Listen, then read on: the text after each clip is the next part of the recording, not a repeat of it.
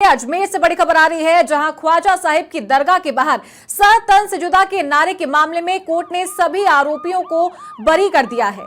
खादिम गौहर चिश्ती सहित आरोपियों की आज पेशी हुई थी, तो मामले में आखिरी बहस के बाद ये फैसला सुनाया गया। न्यायाधीश रितु मीना ने यह फैसला सुनाया है। तो सूफी संत ख्वाजा मोइनुद्दीन हसन चिश्ती की दरगाह के मुख्य द्वार की सीढ़ियों पर सर तन से जुदा का नारा लगाने के मामले में कोर्ट का आज फैसला आया है।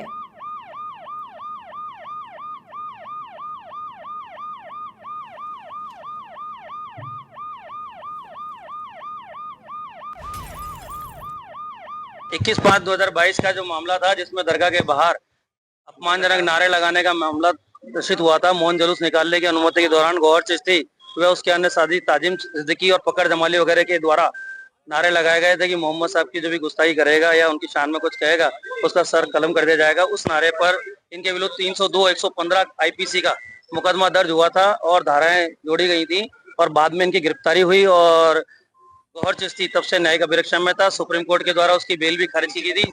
6 महीने का डायरेक्शन दिया गया था। वो डायरेक्शन पूरा होने पे, ट्रायल पूरी होने पे आज जजमेंट सुनाया गया है और इन्हें दोष मुक्त कर दिया गया है। इनके विरुद्ध किसी प्रकार का केस साबित नहीं पाया। इलेक्ट्रॉनिक साइंस जो एविडेंस दी गई थी वो भी साबित नहीं पाई गई।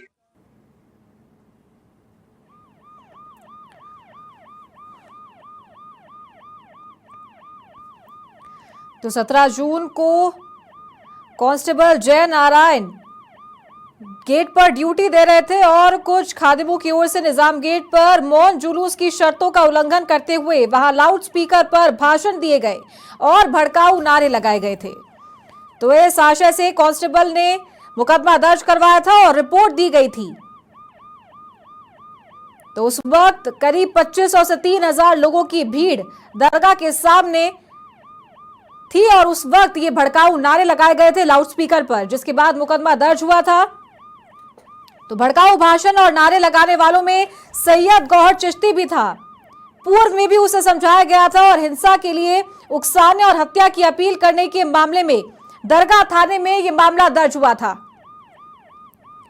तो प्रकरण में पुलिस ने वीडियो के आधार पर अजमेर दरगाह क्षेत्र में रहने वाले 4 आरोपी फकर जमाली, ताजिम सिद्दीकी, रियाज हसन और मोइन खान को गिरफ्तार किया था। तो जबकि मामले में मुख्य आरोपी सैयद गौहर चिश्ती और हसनुल्लाह को पुलिस ने हैदराबाद से गिरफ्तार किया था। तो भड़काऊ भाषण और नारा लगाने का मकसद हिंसा और लोगों को उकसाना था, जिसकी परिणति उदयपुर कन्हैया लाल हत्याकांड के रूप में सामने आई थी। तो मामले में हत्या के लिए उकसाने की धाराएं भी बाद में जोड़ी गई थी। तो इस मामले में मुख्य आरोपी सैयद गौहर चिश्ती गिरफ्तार होने के बाद से अजमेर की हाई सिक्योरिटी जेल में बंद था। तो आज कोर्ट में इन सभी आरोपियों की पेशी हुई थी, लेकिन इन सभी को कोर्ट से बरी कर दिया गया है। तो मामले में आज आखिरी बहस के बाद फैसला सुनाया। तो न्यायाधीश रितु मीना ने यह फैसला सुनाया है और इन सभी आरोपियों को आरोप मुक्त करते हुए कोर्ट से बरी कर दिया गया है।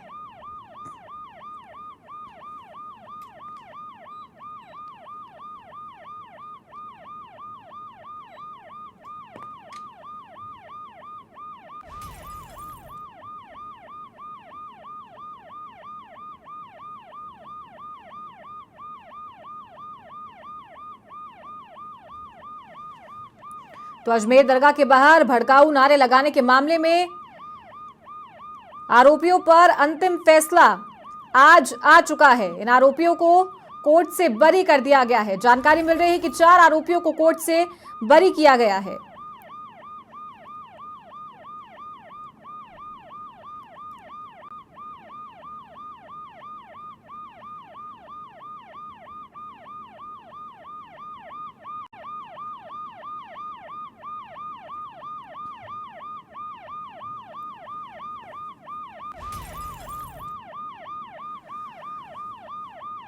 और ज्यादा जानकारी लेते हैं डिप्टी न्यूज एडिटर दीपक व्यास से। दीपक, बड़ा फैसला आया है आज, सर तन से जुदा मामले में आरोपियों को बरी कर दिया गया है। किस तरीके से आप इस फैसले को देखते हैं?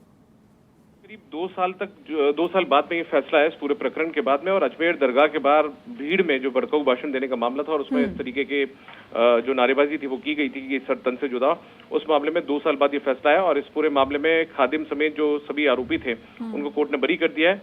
इस पूरे प्रकरण को लेकर यदि हम बात करें तो करीब 2 साल से कोर्ट में ये ट्रायल चल रहा था।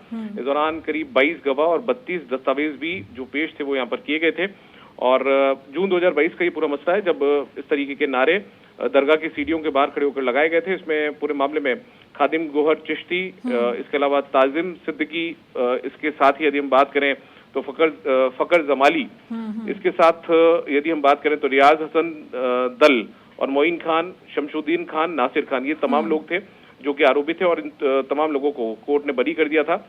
और इस पूरे मामले को लेकर दरअसल देखिए, जब ये पूरा मामला सामने आया जून 2022 के अंदर, तो उसके बाद में जब ये नारा लगाया गया था तो उसके बाद में 17 जून को 2023 के अंदर कांस्टेबल जयनारायण जाट ने अपनी रिपोर्ट दर्ज करवाई थी।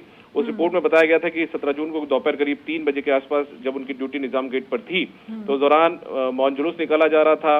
और बाकायदा इस तरीके से बताया गया था कि प्री प्लान तरीके से कुछ खादिमों ने भड़काऊ भाषण भी यहाँ पर दिए थे और लाउड स्पीकर वहां पर लगे हुए थे। और उसके बाद में ये सर तन से जुदा के जो नारे थे वो यहाँ पर लगाए गए थे।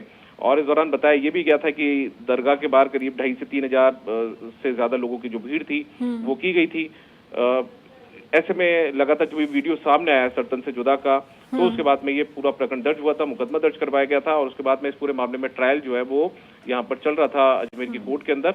और उसके बाद जब ट्रायल चला, दस्तावेज पेश किए गए, गवाहों को पेश किया गया, तो उसके बाद अब जाकर ये जो फैसला है वो आया है। और कहीं ना कहीं जो आरोपी थे उनके हक में ये फैसला यहाँ पर आता हुआ नजर आया। अब देखने वाली बात ये होगी जो जांच एजेंसी है वो क्या इस फैसले के खिलाफ जो अगली कोर्ट है, बड़ी कोर्ट है, वहां पर क्या अपील करती है, ये देखने वाला बड़ा मामला वो दिलचस्प होगा।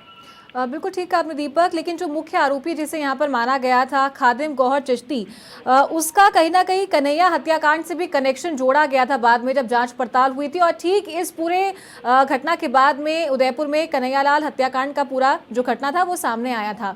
और आज इन लोग को बरी कर दिया है। माना जा रहा है कि जितने भी दस्तावेज इनके लिए पेश किए गए थे, जो वीडियो सामने आए थे, उसमें कहीं भी आरोपी इन्हें नहीं बताया गया है।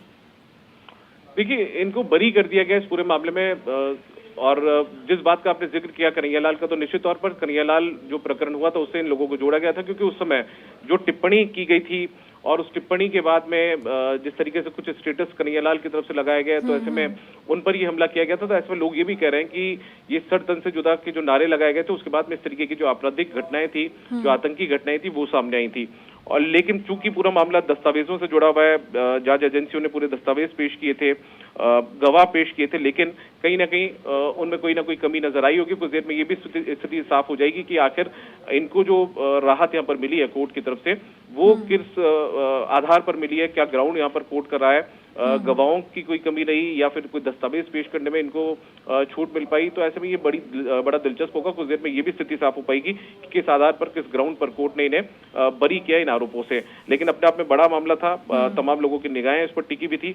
और बड़ी बात ये भी थी कि जिस मुख्य खादिम गौहर चिश्ती की बात की जा रही थी, वो गौहर चिश्ती फरार भी इस पूरे मामले के बाद हो गया था। बताई जो जानकारियां सामने आई थी वो ये थी कि उसने हैदराबाद में जाकर शरण ली थी, वहां पर एहसानुल्लाह नाम का जो शख्स था उसने उसे शरण दी थी। तो ये तमाम मामले थे जिसको लेकर लगातार 2 साल से जो कोर्ट के भीतर ट्रायल था वो यहाँ पर चल रहा था। और अब देखने वाली बात ये होगी कि जो जांच एजेंसी जो इस पूरे मामले में जांच कर रही है वो आगे किस तरीके से अपील करती है, और अपील करती है तो अब क्या कुछ उनका जो ग्राउंड है वो यहाँ पर रहता है। ठीक है, बहुत शुक्रिया आपका दीपक हमारे साथ जुड़ने के लिए। तो ये थे डिप्टी न्यूज एडिटर दीपक व्यास, फोन लाइन पर हमारे साथ जुड़े थे। तो देख सकते हैं आप कि आज बड़ा फैसला आया है। सभी की निगाहें आज टिकी हुई थी इसी पूरे घटनाक्रम पर, क्योंकि इन आरोपियों को गिरफ्तार किया था हिंसक भाषण देने के लिए, भड़काऊ नारे लगाने के लिए। और आज जो अंतिम बहस हुई है उसके बाद ये फैसला आया है। मुख्य आरोपी था खादिम गौहर चिश्ती, जो कि उदयपुर में जो कांड हुआ था, कन्हैयालाल की हत्या की गई थी, उस कांड में भी ये रडार पर था। और इस पूरे घटनाक्रम के बाद ये फरार हो गया था, हैदराबाद से इसे गिरफ्तार किया गया था। और आज कोर्ट ने फैसला सुनाते हुए इन आरोपियों को बरी कर दिया है।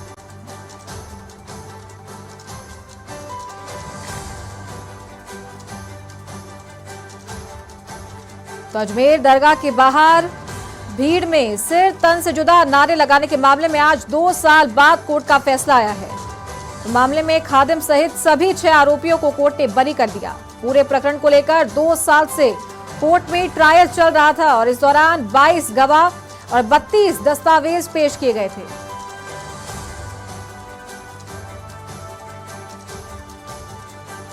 और अजमेर से हमारे सहयोगी अभिषेक आमेरा भी फोन लाइन पर जुड़ गए हैं। अभिषेक, बड़ा फैसला आया है आज कोर्ट का और आरोपियों के पक्ष में आया है, इन्हें बरी कर दिया है कोर्ट से।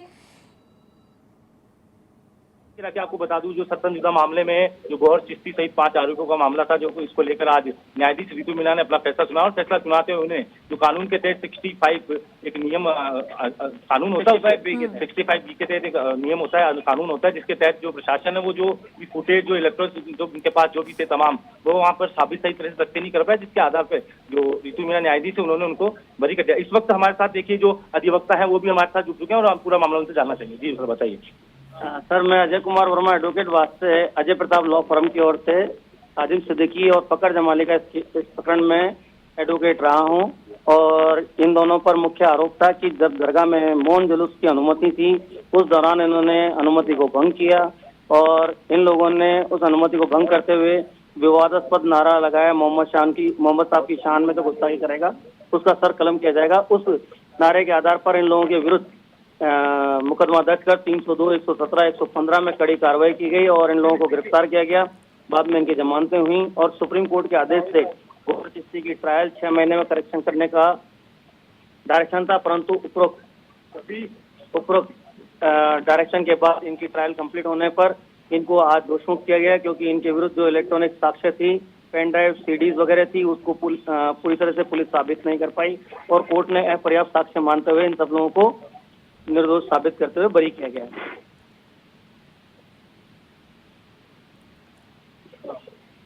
तो अभिषेक, जिस तरीके से जो अधिवक्ता है उन्होंने बताया कि जो प्रूफ्स थे वो सही तरीके से कोर्ट में पेश नहीं कर पाए ये लोग और इसकी वजह से आज इन्हें बरी किया है, तो क्या लगता है दोबारा से जो जांच एजेंसियां हैं वो इस केस को खोलेंगी, क्योंकि बड़ी संख्या में वहां पर लोग मौजूद थे और दरगाह के मुख्य द्वार पर ये सब हुआ था?